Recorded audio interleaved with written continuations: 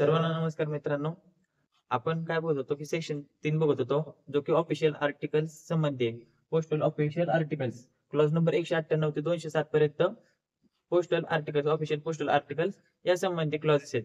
त्यामध्ये आपण 198, 199 आणि 200 हे 3 क्लॉज आपण मागच्या व्हिडिओमध्ये बघितलेच आहेत. तर आपण काय करणार आहे बबनराव, आपण आजच्या व्हिडिओमध्ये क्लॉज नंबर 200, क्लॉज नंबर 201 आणि क्लॉज नंबर 203 आणि 204 हे 4 आपण क्लॉज बघणार आहे. तर सगळ्यात पहिल्यांदा आपण क्लॉज कुठला बघणार आहे? क्लॉज नंबर 200 बघणार आहे. Clause number 200. आता लक्षात घ्यायचंय काय माहिती का, हा व्हिडिओ आणि ह्याच्या पुढचा एक आपण कॅम्प आर्टिकल ज्या संबंधी बघणार आहे, हे 2 व्हिडिओ अतिशय महत्वाचे. परीक्षेला ह्या 2 व्हिडिओ मधूनच प्रश्न विचारले जातील आणि एक्झाम ओरिएंटेड कसा प्रश्न विचारला जाईल ते सुद्धा आपण ह्याच्यामध्ये बघणार आहे. क्लॉज नंबर 200 कशा संबंधी की ना, local funds authority. Local funds authority, लक्ष दे, ऑथॉरिटी. आता लोकल फंड्स ऑथॉरिटी म्हणजे काय भानगड आहे? आपण बघितलं की ऑफिशियल आर्टिकल सेंड करताना गव्हर्नमेंट ऑफिसर ह्याला सेंड करू शकतात, त्याला सेंड करू शकतात. ते सगळे कार्यक्रम आपण परफेक्ट लाईन बाय लाईन चालू द्यायचा आहे. बाळा तिकडे लक्ष दे. आता जर समजा लोकल फंड ऑथॉरिटीज असेल, local fund authorities, authorities local fund authority जे सेक्रेटरी आहेत, जे सेक्रेटरी म्हणा, सेक्रेटरी किंवा त्यांचे प्रेसिडेंट, किंवा त्यांचे जे कुठले एम्प्लॉय असतील, ते ऑफिशियल आर्टिकल म्हणून गव्हर्नमेंट ऑफिशियल्सला लेटर सेंड करू शकतात का? क्लॉज नंबर 200 मध्ये काय दिलेलं लक्षात घ्यायचंय. गव्हर्नमेंट ऑफिशियल्स फक्त. आता व्यवस्थित लक्ष द्या.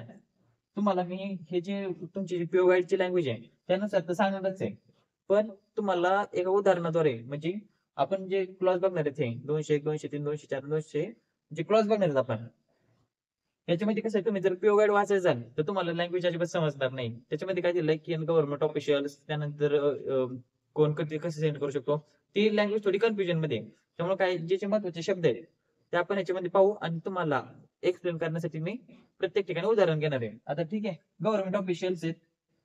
जर समजा काय केलं जातं, ओआयजीएस लिहिलं जातं, ओआयजीएस बरोबर नाही? आपण बघितलं ओआयजीएस किंवा ऑन सर्व्हिस. आता ह्या क्लॉज मध्ये काय दिले ते लक्षात घ्या. जे लोकल फंड ऑथॉरिटीज आहेत त्यांचे जे सेक्रेटरी किंवा प्रेसिडेंट आहेत किंवा जे एम्प्लॉय आहेत, ते गव्हर्नमेंट ऑफिशियल्सला लेटर सेंड करताना किंवा पॅकेट सेंड करताना ओआयजीएस किंवा ऑन सर्व्हिस हे लेटरवर लिहू शकतात का? तर ओआयजीएस किंवा ऑन सर्व्हिस लिहू शकत नाही. पण तेच जर गव्हर्नमेंट ऑफिशियल्स आहेत, ते प्रायव्हेट लोकल फंड कंपनीज किंवा अथॉरिटीज आहेत, जे त्यांच्या ह्याला पत्र लिहिताना ते काही कुठं करू शकतात, ओआयजीएस लिहू शकतात. म्हणजे कुठं म्हणजे लक्षात घे, ओआयजीएस लिहू शकतात. म्हणजे गव्हर्नमेंट ऑफिशियल्स आहेत ते पत्र पाठवताना त्यांच्या अधिकाराचा वापर करताना ओआयजीएस या शब्दाचा वापर करू शकतात. म्हणजे ऑन इंडिया गव्हर्नमेंट सर्व्हिस कामासंबंधित ते पत्र लोकल फंड ऑथॉरिटीजला पाठवू शकतात, सेक्रेटरी पाठवू शकतात, प्रेसिडेंटला पाठवू शकतात, कोणाला ते पाठवू शकतात. त्यांच्याकडे ते ऑथॉरिटी येतात. पण लोकल फंड ऑथॉरिटीचे जे सेक्रेटरी आहेत किंवा प्रेसिडेंट आहे किंवा जे एम्प्लॉय आहे, ते ओआयजीएस लिहून किंवा ऑन सर्व्हिस लिहून गव्हर्नमेंट ऑफिशियल्सला पत्र हे पाठवू शकत नाही. आता उदाहरणाद्वारे तुम्हाला समजून सांगतो कसं आहे थोडक्यात. लक्ष द्या. अय बाळा, ते इंस्टाग्राम बंद कर, तिकडे लक्ष दे. समजा रोहित नावाचा पोर आहे, रोहित नावाचा व्यक्ती, समजा व्यक्ती. आता काय पोरे नको व्यक्ती घेऊ, रोहित नावाचा व्यक्ती प्रेसिडेंट आहे लोकल फंड ऑथॉरिटीजचा. तो काय करतोय, समजा सतीश नावाचा कमिशनर आहे किंवा आय एस अधिकारी. ठीक आहे. आता सतीश हा काय आय एस अधिकारी आहे आणि रोहित काय एक लोकल फंड ऑथॉरिटीजचा सेक्रेटरी किंवा प्रेसिडेंट आहे. हा काय करतोय, जर समजा रोहित सतीशला पत्र सेंड करतोय, गव्हर्नमेंट ऑफिशियलचे रोहित सतीश, ठीक आहे, हा लोकल फंड ऑथॉरिटी सेक्रेटरी समजा, हा सतीशला पत्र सेंड करतोय. तर पत्र सेंड करताना आपलं जे पत्र आहे, हे पत्र समजा, ह्या पत्रावर ऑन सर्व्हिस लिहू शकतो का किंवा ओआयजीएस लिहू शकतो का? रोहित सतीशला पत्र पाठवताना, गव्हर्नमेंट ऑफिशियल्सला पत्र पाठवताना ओआयजीएस लिहिण्याचे अधिकार हे रोहितला नाही येतात. पण तेच जर आपण करून पाहिलं, तर सतीश जर रोहितला पत्र पाठवत असेल तर सतीश ओआयजीएस ह्या पत्रावर लिहू शकतो. एवढंच क्लॉज नंबर 201 मध्ये दिलेलं आहे. लोकल फंड ऑथॉरिटीजला अधिकार नाही येतं गव्हर्नमेंट ऑफिशियल्सला पत्र पाठवायचे आणि त्याच्यावर ओआयजीएस लिहायचे. पत्र पाठवू शकतो बरं का, फक्त ओआयजीएस नाही लिहू शकत. एवढं लक्षात आलंय. त्यानंतर जर समजा तुम्हाला जर थोडक्यात जर पाहिजे असेल, आता लोकल फंड ऑथॉरिटीज म्हणा किंवा ज्यावेळेस आपण एक काम करतो त्यावेळेस आपल्याला वाटतं की बाबा लय वैताग आहे. काहीच वैताग नाही. कामात तुम्ही बँकेत जाऊन पहा किंवा प्रायव्हेट कंपनीमध्ये जे पुणे मुंबईमध्ये काम करतात त्यांना माहिती काय कार्यक्रम आहे आणि कसं काम करून घेतलं जातं. तो भाग चर्चेचा बाजूला ठेवू. आता आपण काय बघणार आहे क्लॉज नंबर 202. Clause number 202. आता काय नॉट चालू हे काय चाललंय नुसतं क्लॉज चालले ते चाललंय हे कुठला भाग आहे काय नाही तर नुसतं व्हिडिओ बघायचा कार्यक्रम चालू आहे आणि कुठला विचारलंय कुठला टॉपिक आहे हे लक्षात घ्या. पहिल्यांदा आपण काय बघतोय पीओ गाईड पार्ट 1 बघतोय. पीओ गाईड पार्ट 1 मध्ये काय असतं एमटीएस साठी प्रश्न विचारले जातात पीओ गाईड पार्ट 1 मधले. त्याच्यामध्ये ऑफिशियल आर्टिकल सेक्शन 3 ह्या सेक्शन 3 मधला पार्ट आहे बरं का. सेक्शन 3 मधले क्लॉजेस येते. सेक्शन 3 मध्ये आपण क्लॉजेस बघतोय 198 ते 207 पर्यंत सेक्शन 3 मध्ये क्लॉजेस दिलेले आहेत. आता आपण बघणार आहे जर समजा क्लॉज नंबर 202 मध्ये काय दिलंय if ordinary stamps used as service stamp.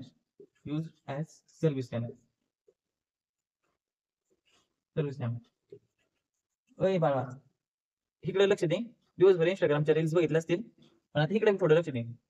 Chatting fitting झाली असेल कार्यक्रम मुख्य झाला असेल 4-5 दिवसभर रील्स शेअर केले असतील त्याला म्हणतो तिथं रमला असेल तर लक्ष दे थोडं. If ordinary stamps use as service stamp म्हणजे जर समजा ना आपण जे नॉर्मल स्टॅम्प्स असतात जे आपण रोज पोस्टल स्टॅम्प मध्ये यूज करतो ते जर सर्व्हिस स्टॅम्प म्हणून जर ओआयजीएस लेटर मध्ये यूज केले तर त्याची काय भानगड आहे हे उदाहरणाद्वारे सांगतो. समजा तुम्हाला असं डायरेक्ट पीओ गाईड मधले वळी वाचायच्या आणि तसला कार्यक्रम काही जुळणार नाही. तुम्हाला पहिल्यांदा सांगितलं घ्यायची थोडी लँग्वेज काय थोडी कन्फ्युजन लँग्वेज आहे. तर आपण बघूया त्याच्यामध्ये काय कसं आहे एक लक्ष द्या. व्हिडिओ येतो ओके. त्यानंतर समजा हे आपलं पोस्ट ऑफिस आहे. पोस्ट ऑफिस लक्षात घ्या आपले लाल कलरचा डब्बा नाही बरं पोस्ट ऑफिस घ्या नाही तर काय डब्बा म्हणशील तुम्हाला एड लागले का काय. व्हिडिओ येतो त्यानंतर हे सीपीएमजी लक्षात घ्या सीपीएमजी. आता काय आहे समजा व्हिडिओ आले पोस्टात थाटामाटात गाडी घेऊन आले टाकाटाक कपडे फिपडे इनशर्ट काय ह्याला शर्टाला पेन वगैरे लावला पोस्ट ऑफिस मध्ये आले. त्यांनी काय केलं 4-5 ठिकाणी आर्टिकल बुक केले वेगवेगळ्या ठिकाणी बुक केले. आता हे समजा आर्टिकल आहे तुमचं लक्ष द्या हे आर्टिकल आहे इथं त्यांनी मस्त छापके साचलेलं ओआयजीएस किंवा ऑन सर्व्हिस ओआयजीएस बरं का व्हिडिओ साहेब. त्यानंतर इथं आपण काय करतो इथं पोस्ट स्टॅम्प लागतो बरोबर आहे. परीक्षेला प्रश्न विचारला जातो की क्लॉज नंबर किती मध्ये अपेक्षा पोस्ट स्टॅम्प आहे. क्लॉज नंबर 23 आपण ते बघितलंय त्याचा इथं काही विषय नाही फक्त एक सांगतो की आता लक्षात आलं ओआयजीएस लिहिलं समजा इथं आपण पोस्ट स्टॅम्प लागतो राईट हँड टॉप कॉर्नरला वगैरे क्लॉज नंबर 23 लक्षात आणायचं आहे. बरं आता इथं काय आपण बघितलं ओआयजीएस लिहिलंय ओआयजीएस लिहून नॉर्मल पोस्ट स्टॅम्प यूज करून चालतील का तसं जमत नाही. इथं काय करायला लागतं सर्व्हिस स्टॅम्प यूज करायला लागतं. आपण बघितलं सर्व्हिस स्टॅम्प आपण मागच्या व्हिडिओ मध्ये सर्व्हिस स्टॅम्प म्हणजे काय असते बघितलंय त्यामध्ये किती 4 सी आहे 3 सी दिसतात आपल्याला एक माग सी आहे ते आपण बघितले सर्व्हिस स्टॅम्प म्हणजे काय असते. पण व्हिडिओ साहेबांनी काय केलं आले पत्र घेऊन आले सगळं कार्यक्रम केला आणि ओआयजीएस सुद्धा लिहिलं ओआयजीएस लिहिलं त्यांनी पण इथं जो स्टॅम्प यूज करायचा सर्व्हिस स्टॅम्प त्यांनी काय करतायत नॉर्मल पोस्ट स्टॅम्प यूज करतायत. नॉर्मल पोस्ट स्टॅम्प तुम्हाला माहिती असेल जे आपण डेली यूज करतो त्याला काय म्हणतात नॉर्मल पोस्ट स्टॅम्प. आता नॉर्मल पोस्ट स्टॅम्प आहे ठीक आहे. नॉर्मल पोस्ट स्टॅम्प त्यांनी यूज केला. पोस्ट ऑफिसचा मेन कोण असतंय तिथे इन्चार्ज असतोय बघा एसपीएम किंवा पीएम म्हणा सब पोस्ट मास्टर किंवा पोस्ट मास्टर असतात. आता यांच्या ध्यानात आलं व्हिडिओ साहेब येत आहेत पत्र बुक करतायत सर्व्हिस स्टॅम्प यूज करायचं सोडून नॉर्मल पोस्ट स्टॅम्प यूज करतायत. एसपीएम किंवा पीएम काय केलं पोस्ट मास्टरने व्हिडिओ साहेबांना सांगितलं की साहेब तुम्ही काय करा सर्व्हिस स्टॅम्प यूज करत चला एका नॉर्मल पोस्ट स्टॅम्प यूज करू नका पत्र पाठवण्यासाठी. एकदा सांगितलं 2दा सांगितलं काही समजा झालं. मग पोस्ट मास्टर किंवा जे सब पोस्ट मास्टर आहेत त्या पोस्ट ऑफिसचे इन्चार्ज ते काय करतात सीपीएमजींच्या निदर्शनास असतात. सीपीएमजींच्या निदर्शनास काय असतात आणतात किंवा जे व्हिडिओ साहेब आहेत किंवा जे व्हिडिओ म्हणजे एक थोडक्यात उदाहरण घेतलंय नाही फक्त व्हिडिओच्या बाबतीत चालेल का इथं गव्हर्नमेंट ऑफिशियल्स बरं का गव्हर्नमेंट ऑफिशियल्स लक्षात घ्या नाही तो व्हिडिओ लिहिलाय तुम्ही फक्त व्हिडिओचं उदाहरण घ्याल तसं नाही गव्हर्नमेंट ऑफिशियल्स किंवा ऑफिसर्स ऑफिशियल्स सीपीएमजीच्या निदर्शनास आणतात आणि इथून पुढे ते स्टॅम्प सर्व्हिस स्टॅम्प यूज करू नका सर्व्हिस स्टॅम्प यूज करा नॉर्मल पोस्ट स्टॅम्प तुम्ही यूज करू नका अशी सूचना देतात. जरी समजा नॉर्मल पोस्ट स्टॅम्प यूज केला तरी ते ऑन गव्हर्नमेंट सर्व्हिस त्याच रूलने ते पाठवलं जातं त्याच रूलने पोस्टिंग केलं जातं. पण हीच गोष्ट सांगून जर त्यांच्या निदर्शनास येत नसेल तर सब पोस्ट मास्टर ही गोष्ट चीफ पोस्ट मास्टरला कळवतात चीफ पोस्ट मास्टर जनरल हे कोण असतात? एचओसी असतात. एचओसी म्हणजे काय असतं बघा, एचओसी मध्ये असते हेड ऑफ सर्कल असतात. क्लॉज नंबर 202 मध्ये काय दिलंय?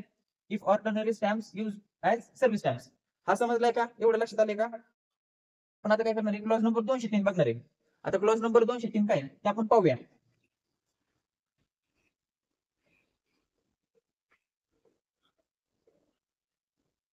क्लॉज नंबर 201 लक्षात आलाय का? क्लॉज नंबर 202 सुद्धा लक्षात आला असेल. उदाहरणाच्या द्वारे तुम्ही लक्षात ठेवायचा प्रयत्न करा. आणि त्याच्या पीओ गाईड मधले ओळी येतात त्या काही ज्या रांगा येतात ते वाचून काही लक्षात राहत नसते. आता क्लॉज नंबर आपण 303 पाहूया. काय क्लॉज नंबर 303? क्लॉज नंबर 303 काय बघा, लेटर्स फ्रॉम क्लॉज नंबर 203 ना, 303 नाही 203 लक्ष दे. नाही तर 303 चाललंय, 203 म्हणालो. 203 letters etcetera from government officers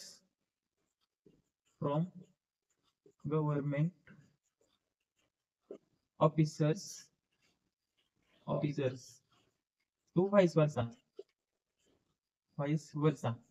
आता व्हाईस वर्सा म्हणजे काय? Government officer to persons. Person vice versa ह्याच्यामध्ये काय आहे? Letters etcetera from government officers to person vice versa, किंवा गव्हर्नमेंट ऑफिसर्सनी कंपनीला सेंड केलं, इंडिव्हिज्युअल सेंड केले, त्याबाबतचे काय रूल आहेत ते क्लॉज नंबर 203 मध्ये दिलेले आहेत. आता आपण क्लॉज नंबर 203 बघणार आहे. क्लॉज नंबर 203 काय बघणार आहे? आपण ऑन गव्हर्नमेंट सर्व्हिस वापरून काय काय सेंड करू शकतो? लेटर सेंड करू शकतो. लेटर LETTER लेटर पत्र. त्यानंतर फाईल्स काय असेल ते, त्यानंतर पॅकेट्स. ठीक आहे, आपण हे सेंड करू शकतो. एवढं लक्षात आलंय. त्यानंतर आपण ह्याच्यामध्ये पोस्ट कार्ड सेंड करू शकतो. बरोबर आहे. आता हे सगळं सेंड करताना गव्हर्नमेंट ऑफिसर्स टू पर्सन ज्यावेळेस सेंड करतात त्यावेळेस काय केलं जातं की तुमचा जो प्रीपेड चार्ज असते ना, प्रीपेड चार्ज म्हणजे आधीच ते प्रीपेड केलेले असतात. लेटर्स हे प्रीपेड केलेले असतात नॉर्मल कंडिशन मध्ये. ह्याच्यामध्ये काय आहे की 2 एक्सेप्शन आहेत. म्हणजे आता एक उदाहरण तुम्हाला सांगायचं बघतो. गव्हर्नमेंट ऑफिसर्स आहे, समजा त्यांनी कंपनीला किंवा त्या पर्सनला लेटर सेंड केलं, किंवा पर्सननी किंवा त्या कंपनीनं गव्हर्नमेंट ऑफिसर्सला लेटर सेंड केलं. व्हाईस वर्सा म्हणजे विरुद्ध, एकमेकांच्या विरुद्ध. समजा त्यांनी सेंड केलं, काय पर्सननी गव्हर्नमेंट ऑफिसर्सला सेंड केलं. ज्यावेळेस ते सेंड केलं जातं त्यावेळेस त्याचं प्रीपेड केलं जातं. प्रीपेड करण्यामध्ये काय त्याचे पैसे भरले जातात. त्याचे पैसे भरले, एवढं लक्षात आलंय. पण ह्याच्यामध्ये 2 कंडिशन आहेत. 2 कंडिशन कशा आहेत ते लक्षात घ्यायचं. आता तुम्हाला एक समजून सांगतो. एवढं लक्षात आलंय की ज्यावेळेस पाठवताना काय केलं जातं, पैसे वगैरे भरून सगळं पाठवलं जातं, सगळं कुठं केला जातो. पण आता ह्याच्यामध्ये 2 कंडिशन कशा आहेत ते सांगतो. ह्याच्यामध्ये सर्व्हिस अनपेड ही कन्सेप्ट असते. सर्व्हिस अनपेड मध्ये 2 कंडिशन येतात. त्या कशा आहेत ते आपण बघणार आहे बघा.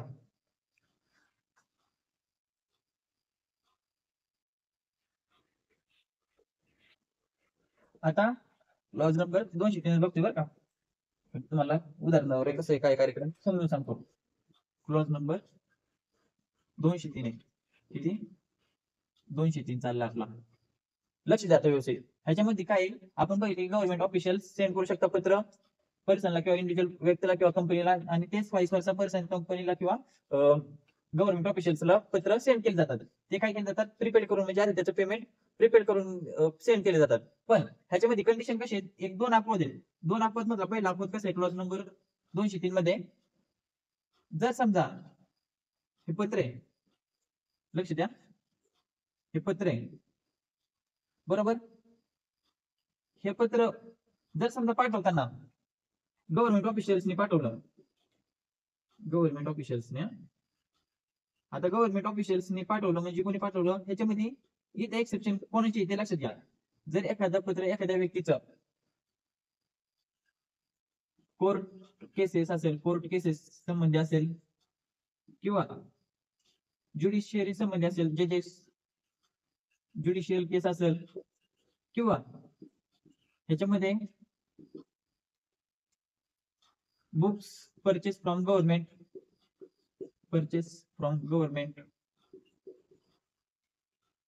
ह्या जर गोष्टी असेल तर इथं आपण काय लिहित होतो? OICs लिहित होतो.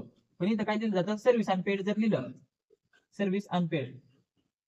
आता सर्व्हिस अनपेड जर लिहिलं, लक्षात घ्या व्यवस्थित. समजा तुम्हाला एक उदाहरणाद्वारे समजून सांगतो. पहिली केस कशी अपवाद कसं आहे काय. आपण काय बघितलं? जर समजा एखादं पत्र आहे, पत्र कशा संबंधी आहे, कोर्ट केसेस संबंधी किंवा ज्युडिशियल संबंधी किंवा बुक परचेस फ्रॉम गव्हर्नमेंट, ह्या 3 संबंधी आहे. तर त्याच्यावर जर समजा सर्व्हिस अनपेड जर लिहिलं असेल आणि जर ज्युडिशियल संबंधी आहे, इथं फ्रॉमचा ऍड्रेस येईल फ्रॉम. आता ज्युडिशियल म्हणजे जज घ्या, जज असतात, जज किंवा लॉयर, जज किंवा लॉयर यांनी जर पत्र सेंड केलं, तिथे त्यांची सही असते वगैरे, तुम्हाला माहिती सही, त्यानंतर कुठून ऍड्रेस पाठवलाय काय असेल ते, तिथं आपण लिहितो टूचा ऍड्रेस. समजा रामला पाठवलंय, रामला सर्व्हिस अनपेड म्हणून जर त्यांनी पाठवलं, आपण इथं काय करतो, पोस्ट स्टॅम्प लावतो. काय करतो, पोस्ट स्टॅम्प वगैरे, पोस्ट स्टॅम्प नाही सर्व्हिस स्टॅम्प लावतो. ठीक आहे, सर्व्हिस स्टॅम्प लावायची. जर समजा सर्व्हिस अनपेड म्हणून जर पत्र पाठवलं असेल तर इथं सर्व्हिस स्टॅम्प लावायची गरज पडत नाही. काय केलं तर सर्व्हिस स्टॅम्प लावायची गरज पडत नाही. पण ज्यावेळेस ते पत्र ऍड्रेसी, हा कोण असतो, ऍड्रेसी असतो. ऍड्रेसी म्हणजे पत्र स्वीकारणारा, लक्षात घ्या, पत्र स्वीकारणारा. ज्यावेळेस ते पत्र पेड केलं जातं त्यावेळेस ऍड्रेसी कडून जेवढे चार्जेस लागणार होते तेवढे चार्जेस घेतले जातात. ह्याच्यामध्ये किती चार्जेस घेतले जातात, प्रीपेड चार्जेस घेतले जातात. प्रीपेड म्हणजे काय, ज्यावेळेस तुम्हाला बुकिंगला जेवढे चार्जेस लागत असतात तेवढेच ते वसूल केले जातात. कारण की आपण जर नॉर्मल कंडिशन मध्ये जर बघितलं तर ज्यावेळेस तुमचं पत्र बुकिंगच्या वेळेस जर समजा प्रीपेड केलं नसेल तर त्यावेळेस ऍड्रेसी कडून काय केलं जातं, double the charges of post stamp, म्हणजे जेवढे पैसे लागतील त्याचे डबल पैसे स्वीकारले जातात. पण ऑफिशियल पोस्टल आर्टिकल्स मध्ये जेवढे प्रीपेड रेट आहे, म्हणजे तुम्हाला जेवढे पैसे लागणार होते बुकिंगच्या वेळेस तेवढेच पैसे काय केले जातात, स्वीकारले जातात. एवढं लक्षात आलंय. सर्व्हिस अनपेड म्हणून पत्र पाठवू शकतो. सर्व्हिस अनपेड म्हणून जर पत्र पाठवलं तर त्याचे पैसे फ्रॉम कडून न घेता ऍड्रेसी कडून ज्यावेळेस पत्र पेड केलं जातं त्यावेळेस काय केले जातात, वसूल केले जातात. त्यानंतर आता लक्षात घ्या, आपण ह्याच क्लॉज मध्ये काय बघितलं, गव्हर्नमेंट ऑफिशियल्स असो किंवा पर्सन असो, व्हाईस वर्सा असलं, ते काय केलं जातं, आधी प्रिपेड केले जातात. पण ह्या कंडिशन मध्ये जर समजा कोर्ट केस संबंधी डॉक्युमेंट असतील, बरं का, कोर्ट केसेसचे डॉक्युमेंट असतील, डॉक्युमेंट किंवा फायला, त्यानंतर ज्युडिशियल संबंधी केसेस असतील, म्हणजे न्यायालयीन ज्युडिशियल केसेस, केसेस म्हणजे प्रकरण, तुमच्या भाषेमध्ये भानगड, कुटाणा, ज्युडिशियल केसेस. त्यानंतर बुक परचेस फ्रॉम गव्हर्नमेंट कडून बुक परचेस वगैरे केले असतील तर अशा केसेस मध्ये जो पत्र पाठवतोय जो फ्रॉम वरून, समजा एखादी केस आहे, आपल्या भाऊने काय केलं, एक तुम्हाला उदाहरण घेऊन हे सांगतो कसं करायचं काय, म्हणजे एक लक्षात येईल तुमच्या. हे खोडतो, एवढं लक्षात आलंय का, फ्रॉम कडून जर जज कडून पाठवलं गेलं तर सर्व्हिस अनपेड म्हणून जर पाठवलं तर ऍड्रेसी कडून तेवढे प्रीपेड चार्जेस असतील, जेवढे पैसे लागतील तेवढे स्वीकारले जातील. आता हेच उदाहरण आपण आहे ना उदाहरणाद्वारे पाहू. उदाहरण थोडक्यात एक तुम्हाला उदाहरणाद्वारे लक्षात येईल. आता बघा, आता संदीप नावाचा मुलगा आहे, काय संदीप नावाचा व्यक्ती आहे, मुलगा नाही. कुठं व्यक्ती करते, पोरं कुठं करतात आजकालचे, मन रमलेले त्यांचे जिथलं तिथं. पण आपलं काय करायचंय, पुढे जायचं बघायचंय. संदीप नावाची व्यक्ती आहे, समजा कोर्टमध्ये काही केस चालू आहे, कोर्टमध्ये भानगड, लक्षात राहण्यासाठी घ्या, तुझ्या भाषेमध्ये काय भानगड, कुटाणा चालू आहे काहीतरी, संदीपने काहीतरी कुटाणा केला, कोर्ट केस चालू आहे. त्यानंतर कोर्टाने काय केलं, पत्र सेंड करायचं ठरवलं, कोणाला, संदीप भाऊला. संदीप भाऊला पत्र सेंड करायचं ठरवलं, इथं कोर्टाच्या नावाने ऍड्रेस टाकला जाईल, कोर्टाच्या नावाने. ठीक आहे, कोर्टाच्या नावाने ऍड्रेस टाकला, इथं काय करू शकतो कोर्ट, सर्व्हिस अनपेड लिहू शकतो, सर्व्हिस अनपेड. आता सर्व्हिस अनपेड लिहिलं, ज्यावेळेस पत्र पोहोचवलं जातं ऍड्रेस इकडे टू कडे, म्हणजे संदीप भाऊला पत्र, संदीप भाऊच्या ऍड्रेसवर पत्र आलं, संदीप भाऊ काय करणार, रिसिव्ह करणार ते. संदीप भाऊने काय केलं, पत्र रिसिव्ह केलं. आता संदीप भाऊने काय केलं, पत्र रिसिव्ह केल्यानंतर जेवढा चार्जेस लागणार होता, प्रीपेड चार्जेस किंवा जेवढे बुकिंगला चार्जेस लागणार होते किंवा जेवढे पोस्टेज चार्जेस लागणार होते तेवढे काय केले जातील, आपल्या संदीप भाऊकडून वसूल केले जातील. संदीप भाऊला काय करायला लागणार आहे, जेवढे चार्जेस लागणार तेवढे दिले जातात. सर्व्हिस अनपेड म्हणल्यावर इथं स्टॅम्प न लावता सुद्धा पत्र पाठवलं जातं, बरं का, कोण, कोर्टातले लॉयर पाठवणार ते. आता लक्षात घ्या, आपण तुमच्याकडे बरेच नोटीस वगैरे असतील, त्या काय असतात, प्रीपेड असतात. आता तुम्ही म्हणाल की त्यांनी सर्व्हिस अनपेड म्हणून का पाठवू शकत नाही, काय असतं, ते प्रायव्हेट वकील असतात, जे गव्हर्नमेंटचे जे म्हणजे कोर्टातून जे जे ऑर्डर काढतात किंवा त्यांच्या म्हणजे जे डॉक्युमेंट असतात ते जर सेंड करायचे म्हणले, त्या फाईल जर सेंड करायचे म्हणले डायरेक्ट कोर्टात थ्रू, तर तिथं सर्व्हिस अनपेड म्हणून हे करू शकता. नाही तर आपले जे किती का लॉयर बघता तुम्ही, किती का वकील बघता, ते सर्व्हिस अनपेड म्हणून वापरू शकत नाही. तिथं काय केलं जातं, बुकिंग करावं लागतं, प्रीपेड करावं लागतं, म्हणजे आधी पैसे भरावे लागतात. त्यानंतर ह्याच्यामध्ये दुसरी केस कशी आहे, दुसरा अपवाद कसे ते आपण बघणार आहे. क्लॉज नंबर 203 मध्ये दोन अपवाद दिले तर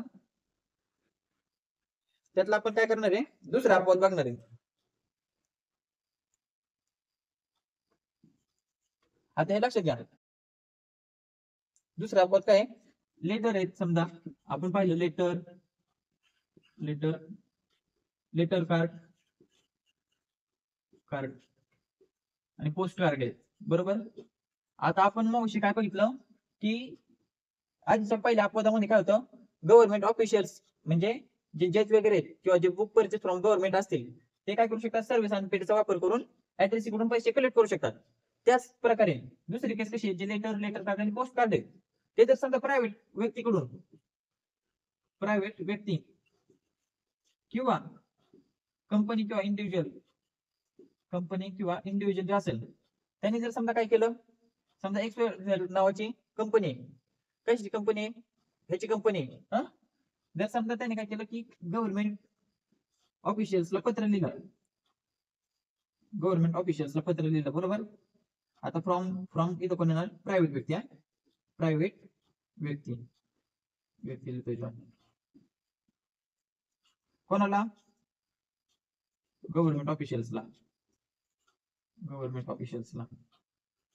आता गव्हर्नमेंट ऑफिशियल्सला पत्र लिहिलं, इथं प्रायव्हेट व्यक्ती सर्व्हिस अनपेडचा वापर करू शकतो का, तर करू शकतो. सर्व्हिस अनपेडचा वापर कधी करू शकतो, सर्व्हिस अनपेडचा वापर लक्षात घ्या, जर समजा त्या व्यक्तीने किंवा त्या कंपनीने किंवा त्या वैयक्तिक व्यक्तीनं ते जर पत्र लॉच्या अंडर म्हणजे कायद्याच्या अंडर, जर कायद्याच्या नियमांतर्गत जर पाठवलं असेल, कायदा, लॉ म्हणजे काय असते, कायदा, कायद्याच्या खाली जर पाठवलं असेल, म्हणजे समजा हे गव्हर्नमेंट ऑफिशियल एसपी ऑफिसला पत्र पाठवले, एसपी ऑफिस. आता एसपी ऑफिस म्हणजे काय, याच्यामध्ये सुपरिटेंडेंट ऑफ पोलीस असतात, बरोबर का नाही. एसपी ऑफिसला जर समजा पत्र पाठवलं, कशाच्या खाली कुठली केस आहे किंवा काय असेल भानगड, कायद्याच्या नियमाच्या अंतर्गत जर पाठवलं, कायदा आपल्याला काय म्हणतात, कलम. आता कलम काय, कलम हा हिंदी शब्द आहे, अनुच्छेद. तुम्ही पॉलिटिक्सचा अभ्यास करत असेल काय जण, तर कलम म्हणजे हिंदी शब्द असतो, अनुच्छेद क्रमांक वगैरे तुम्हाला माहितीच आहे. सरकारी कामात अडथळा 353 वगैरे सगळे कलम, IPC 1860, 1960 वगैरे सगळं तुम्हाला माहिती आहे, त्याची काय सांगायची गरज नाही, त्याचा काही तर संबंध नाही. पण एक जस्ट सांगायचं भाग, प्रायव्हेट व्यक्ती किंवा कंपनी असेल, त्यानंतर काय केलं, कुठल्या कायद्याच्या अंतर्गत जर पत्र पाठवलं असेल तर ते सर्व्हिस अनपेड म्हणून आपण पाठवू शकतो. आता गव्हर्नमेंट समजा एसपी ना पत्र पाठवलं, एसपी ना पत्र पाठवलं, लक्षात घ्या, सर्व्हिस अनपेडचा वापर केला म्हणजे काय केलंय, त्या व्यक्तीनं पेमेंट केलेलं नाही म्हणजे पत्राचं. आता इथं जर समजा यांच्याकडे पत्र पोहोचलं, समजा यांनी रिसिव्ह केलं, पुन्हा एसपी सरांनी रिसिव्ह केलं, त्यानंतर रिसिव्ह केल्यानंतर ह्याचे जे चार्जेस लागणार होते, कुठले चार्जेस, जे प्रीपेड चार्जेस लागणार होते तेवढे कोणकडून वसूल केले जातील, यांच्याकडून वसूल केले जातात. त्याचप्रमाणे यांनी रिसिव्ह केलं आणि त्यानंतर विदाउट ओपन करता रिटर्न पाठवलं तरी सुद्धा चार्जेस काय केले जातील, रिसिव्ह केले जातील. पण जर समजा ते पत्र आलं आणि डायरेक्ट रिफ्यूज मारलं, रिफ्यूज मारल्यानंतर कुठले चार्जेस घेतले जात नाहीत. ठीक आहे, एवढा मुद्दा लक्षात आलाय का. प्रीपेड आर्टिकल असेल किंवा प्रायव्हेट व्यक्तीने जे आपल्याला अकाउंट म्हणजे आपल्याला जे आर्टिकल पाठवले कोणाला, एसपी सरांना, ते काय कुठल्या नियमाच्या अंतर्गत किंवा कुठलं काय चालू असेल त्यांची केस वगैरे, त्या अंतर्गत जर पाठवलं तर ते रिसिव्ह केल्यानंतर त्याचे पत्राचे चार्जेस आहेत ते कोणाला द्यावे लागतील, एसपी सरांना द्यावे लागतील. जर समजा त्यांनी रिसिव्ह सुद्धा केलं आणि ते सुद्धा परत रिटर्न पाठवलं, रिटर्न कसं पाठवू शकते, ते अनओपन करता रिसिव्ह केल्यानंतर डायरेक्ट त्यांना ते काय करणे, त्याचे चार्जेस देणंच आहे. त्यानंतर जर समजा त्यांनी डायरेक्ट रिफ्यूज मारलं तर त्याचे कुठले चार्जेस वगैरे काय द्यावे लागत नाही. आता लक्षात घ्या, जेवढं सगळं आपल्याला लक्षात आलं, सर्व्हिस अनपेडचा वापर सगळ्यात मोस्ट ऑफ IMP क्वेश्चन लक्षात घ्या, क्लॉज नंबर 203 मधला, जे पार्सल असेल ना, पार्सल इज मस्ट कंपल्सरी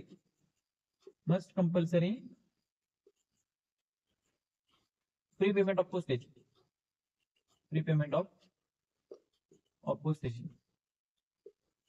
कुठलीही केस असू द्या, कुठलीही भानगड असू द्या, जर समजा पार्सल असेल ना, काय असेल, पार्सल असेल तर प्रीपेमेंट ऑफ पोस्टेज काय कंपल्सरी, कशासाठी, पार्सल संबंधी. त्यामुळे लक्षात घ्यायचं की पार्सल आहे प्रीपेड म्हणजे पाठवू शकत नाही, त्याचप्रमाणे सर्व्हिस अनपेड म्हणून पाठवू शकत नाही. एवढं लक्षात आलंय. त्यानंतर आपण काय करणार, क्लॉज नंबर 204 आहे, क्लॉज नंबर आपण 204 बघणार, काय समजले, कसं समजले, काय कुठं नाही त्याचा. भाऊ समजत नसेल तर कसं समजून घ्यायला लागतंय. काही टॉपिक्स हे म्हणजे गोंधळचे असतात, क्रिटिकल असतात, काही शब्द समजत नाही. तुम्ही जर स्वतः जर एकदा नंतर मला पीओ गाईड मध्ये बरेच असे टॉपिक आहे, काय इंग्लिश लिहिले, काही त्यांना समजणार, आपल्याला काही समजणार. सगळं मिक्स आहे. नुसतं स्वल्पविराम मारलाय, 2-4 शब्द लिहिले, स्वल्पविराम मारलाय, त्याचा अर्थ समजत नाही पोरायला, काहीच नाही. त्यामुळे कसं आहे, कार्यक्रम आपला मराठीत राबवायचा, व्यवस्थित तुम्हाला समजेल ह्या पद्धतीने तुम्हाला उदाहरणं घेऊन हा कार्यक्रम आपण राबवतोय. तर काय करायचंय, व्यवस्थित लक्ष द्यायचंय आणि तुमचे जे जवळचे जे दिसेल त्यांना फक्त शेअर करा. ठीक आहे. आता आपण क्लॉज नंबर 204 पाहणार आहे. Clause number 204. आता लक्ष दे बाबा. क्लॉज नंबर 204 काय आहे? Postage due article. Postage due article. आता इथं गेम फसला भाऊ तुझा. आता लक्ष दे नीट. Postage due article. ड्यू म्हणजे काय, दंड किंवा अपुरा. ज्यावेळेस आरडी भरत नाही त्यावेळेस काय लागते, दंड लागते, ड्यू लागते. तर ठीक आहे. त्याचप्रमाणे जर समजा पत्र पाठवलं भाऊनं, काय केलं, पत्र पाठवलं, इकडे लक्ष दे, गप्पन लक्ष देईन, खप्पन लोकेल झालं डायरेक्टली. पत्र पाठवलं, पत्र आलं हो, तुझं जे ऍड्रेस इकडे आलं, पत्र टू फ्रॉम, हा आपल्याला माहिती आहे कार्यक्रम परफेक्ट. काय करायचंय, गप्पन लक्ष द्यायचं, खप्पन लोकेल घालायचंय. विषय खोल. पत्र आलं, समजा 10 किलोचं पत्र आहे, समजा एक उदाहरण म्हणून सांगतोय. 10 किलोचं पत्र असतंय का, 10 किलोचं पत्र नसतंय. 500 ग्रॅमची लिमिट आहे सध्या. किती, 500 ग्रॅमची. आधी किती होती, 2 kg पर्यंत आपण लिटर म्हणून सेंड करू शकतो. आता नवीन नियमानुसार 500 ग्रॅम पर्यंत आले. जर समजा तुमचं पत्र आहे 40 ग्रॅम, बरोबर, इथं सर्व्हिस स्टॅम्प यूज करायचे होते किती रुपयाचे, समजा 10 रुपये. पोस्टेज ड्यू आर्टिकल कार्यक्रम सांगतोय, व्यवस्थित लक्ष द्यायचंय. 10 रुपयाचे पोस्टेज स्टॅम्प यूज करायचे होते. ज्यावेळेस बुक केलं, ज्यावेळेस तिथून पाठवलं, त्यावेळेस इथं फक्त 5 रुपयाचा स्टॅम्प लावला गेला. त्यानंतर ज्या वेळेस ते पत्र तुमचं डिलिव्हरीसाठी आलं, तिथं कोण असतात, पोस्ट मास्टर म्हणा.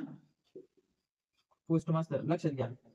पोस्ट मास्टरच्या लक्षात आलं की भाऊसाहेब 40 ग्रामचं पत्र आहे, 10 रुपये लागत होते, कार्यकर्त्यांनी 5 रुपयाचं तिकीट लावून पाठवलंय, करावं काय, काय जुगाड करावं. तर काय केलं जातंय, पोस्ट मास्टर आहेत ना, इथं रिमार्क मारतात. इथं रिमार्क, कुठे इथं रिमार्क मारला जातो. रिमार्क काय मारला जातो, त्यांची सही मारली जाते, इनिशियल्स आणि रिकवर्ड अमाऊंट. रिकवर्ड अमाऊंट किती रुपये करायची, काय करायची, तिथं वर्ड्स अँड फिगर मध्ये दोन्ही मध्ये अमाऊंट लिहावं लागते. वर्ड्स अँड फिगर मध्ये दोन्ही याच्यामध्ये अमाऊंट लिहावं लागते. किती, जर समजा 5 रुपये डिफिशियन्सी असेल किंवा ड्यू असेल, म्हणजे जर समजा 10 रुपयाची गरज होती, 5 रुपयाची स्टॅम्प लावली जातात. पोस्ट मास्टर काय करतील, 5 रुपयाची रिकॉर्ड मारा, हा इनिशियल त्यांची सही वगैरे मारून लिहून देतो, स्टॅम्प वगैरे मारून. त्यानंतर आपण जर बघितलं नॉर्मल आर्टिकल मध्ये, जर समजा तुमची 5 रुपये डिफिशियन्सी असेल तर double the postage of charges वसूल केले जातात. पण इथे तसं केलं जात नाही. इथे तुमची जेवढी डिफिशियन्सी आहे, जेवढी समजा ड्यू आहे, तेवढंच तो वसूल केला जातो. ठीक आहे. त्यानंतर आता रिकव्हरी करायची 5 रुपयाची, बरोबर आहे. 5 रुपयाची रिकव्हरी करायची. पोस्ट मास्टर किंवा जो ऑफिसर असेल, ऑथॉरिटी कोणाला माहिती का, रिमार्क मारायची. ऑफिसर इनचार्ज असेल कोणी, इनचार्ज, हे कोण ठरवतं माहिती का, हे ठरवण्याची ऑथॉरिटी आहे ना सीपीएमजी नाही, सीपीएमजी साहेबांना नाही. सीपीएमजी साहेब ठरवू शकतात की हा आदेश याची वसूल करायचे अधिकार आहे. काय अधिकार, हे कोण देऊ शकतं, सीपीएमजी कोणाकडे देऊ शकतात, पोस्ट मास्टर किंवा ऑफिसर जेव्हा इनचार्ज असेल तिथं पोस्टचा, त्याच्याकडे हे जबाबदारी सोपवली जाते.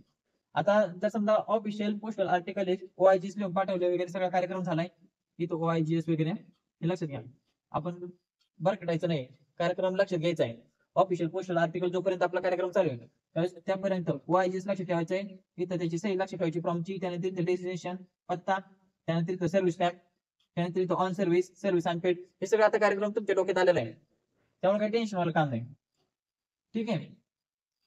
काय सांगतो तो, सीपीएमजी काय करतात, पोस्ट मास्टर किंवा ऑफिसर इन्चार्ज असेल त्यांना ते अधिकार देऊ शकतात. कशाचे, किंवा एवढी रिकव्हरी समजा तुमच्या हिशोबाने कार्यक्रम चालला, त्यात काही विषय नाही. त्यानंतर आता जर समजा ऍड्रेसीला पत्र पोहोचलं, पत्र कोणाला ऍड्रेसी पर्यंत आलं, लक्षात घ्या, हा प्रश्न विचारला जातो परीक्षेला. ऍड्रेसी पर्यंत पत्र आलं, ह्याच्या पोस्ट मास्टर डिलिव्हरी सेक्शनला, म्हणजे ज्यावेळेस पोस्टमन डिलिव्हर करायचं आहे त्याच्याकडे ते लेटर वगैरे दिलं जाईल समजा. पण जर समजा लेटर दिल्यानंतर ऍड्रेसी जर म्हणला, मी भाऊ 5 रुपयाचं डिफिशियन्सी ना, 5 रुपयाचं ड्यू आहे ना, 5 रुपये भरायचे ना मला, मी काय करतो, सर्व्हिस स्टॅम्प देतो 5 रुपयाचा, सर्व्हिस स्टॅम्प देतो, पोस्ट आपली जे असेल सर्व्हिस स्टॅम्प देतो, तुला पोस्ट स्टॅम्प देतो. तसला कार्यक्रम नाही जमत आता, तसला कार्यक्रम नाही. तू काय करायचं, कॅश द्यायची फक्त, काय कॅश ऍड्रेस कडून फक्त काय केली जाईल, कॅश वसूल केली जाईल. कधी, ज्यावेळेस तुमचं OIGS आर्टिकल असेल, ऑन इंडिया गव्हर्नमेंट सर्व्हिस असेल, जे ड्यू असेल, समजा तुमची अमाऊंट 10 रुपये लागून 5 रुपये भरली, समजा तुम्ही 5 रुपयाचा स्टॅम्प लावला, 5 रुपये बाकी येतं. त्यानंतर पोस्ट मास्टर काय करतील, पोस्ट मास्टर पत्रावर रिमार्क मारतील, भाऊसाहेबांकडून एवढे एवढे पैसे वसूल करा. भाऊसाहेबांकडे पोस्ट पण काय करतील, पत्र घेऊन जातील. पत्र घेऊन गेल्यानंतर ऍड्रेस जर म्हणला, पत्र घेणारा, पत्र स्वीकारणारा, भाऊ सर्व स्टॅम्प देतो 5 रुपयाचा, नको देऊ, तू फक्त कॅश दे, काय कॅश दे. कॅश मध्ये ऍक्सेप्ट केलं जाते इथं, सर्व्हिस स्टॅम्प ते ऍक्सेप्ट केले जात नाही. त्यानंतर हे पैसे परत पोस्ट मास्टरकडे पोस्टमॅन आणून देतो. ठीक आहे, आपण आजच्या व्हिडिओमध्ये बघितलं की clause number 201, clause number 202, clause number 203 आणि क्लॉज नंबर 204. एवढं लक्षात आलंय का? कसं आहे, व्यवस्थित लक्ष द्या. थेंबे थेंबे तळे साचे असा कार्यक्रम राबवायचा आणि आपला कार्यक्रम काय करायचा, टॉपचा करायचा आहे. की असं नको व्हायला की उद्या परीक्षा आहे आणि आज पुस्तक उलगडतोय, काय वाचून काय करू काही समजायला झालं. ज्यावेळेस तुम्ही ना slow and study win the race एक म्हण ऐकली असेल इंग्लिश मध्ये, त्याप्रमाणे आपण काय करायचंय, थेंबे थेंबे तळे साचे, थोडं थोडं थोडं थोडं अभ्यास करायचा आहे. आणि परीक्षेच्या काळामध्ये, येणाऱ्या काळामध्ये तुम्हाला काहीच टेन्शन येत नाही, कारण की एकदाच बर्डन घेणं आणि हळूहळू कार्यक्रम राहून ज्यावेळेस तुम्ही काम करता, ज्यावेळेस तुमचं जे पोटेन्शियल असतं ते मेमरीमध्ये एकदम फिट असतं आणि परीक्षेच्या काळामध्ये तुम्ही चांगल्या प्रकारे परीक्षा देऊन पास होऊ शकता. तर ठीक आहे, आपण आता पुढच्या व्हिडिओमध्ये जे महत्वाचा, एकदम महत्वाचा व्हिडिओ आहे कोणता, कॅम्प बॅक काय असतं, कोण कुठे पाठवतं, प्रेसिडेंट वगैरे, ते सगळे रूल्स वगैरे बघणार आहे. परीक्षेला त्याच्यावर प्रश्न विचारला जातो मोस्ट ऑफ टाइम. 90%, 95% जर समजा सेक्शन 3 वर प्रश्न आला ऑफिशियल पोस्टल आर्टिकल मध्ये, तर कॅम्प बॅक एवढं लक्ष ठेवायचंय. आता आपण त्या व्हिडिओ मध्ये, आपण पुढच्या व्हिडिओमध्ये ते आपण डिटेल्स मध्ये पाहूया. तर ठीक आहे मित्रांनो, भेटूया आपण पुढच्या व्हिडिओमध्ये.